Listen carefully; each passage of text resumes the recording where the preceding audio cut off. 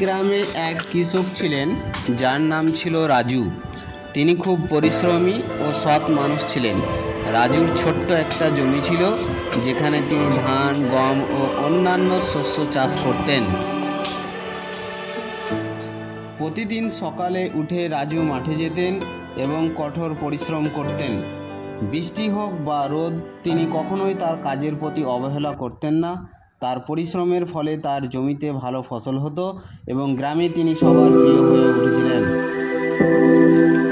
একদিন রাজুর জমিতে এক বিশাল ঝড় বৃষ্টি বয়ে গেল। সব ফসল নষ্ট হয়ে গেল এবং রাজু ভীষণ দুঃখিত হলেন। তিনি ভাবতে লাগলেন কিভাবে তিনি তার পরিবারের জন্য খাবার জোগাড় করবেন।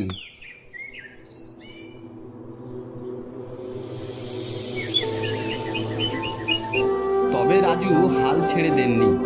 তিনি তার প্রতিবেশীদের থেকে কিছু বীজ ধার নিলেন এবং আবার নতুন করে চাষাবাদ শুরু করলেন। তার পরিশ্রম ও সাহসিকতার ফলে কয়েক মাসের মধ্যে তার জমি আবার সবুজে ভরে উঠল। তার ফসল আগের চেয়ে ভালো হলো এবং তিনি আবার সুখে জীবনযাপন শুরু করতে লাগলেন।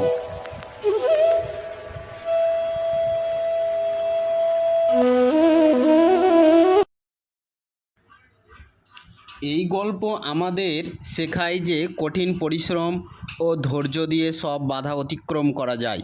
রাজুর মতো আমাদেরও জীবনের সব চ্যালেঞ্জের মুখোমুখি হতে হবে এবং পরিশ্রমের মাধ্যমে সাফল্য অর্জন করতে হবে।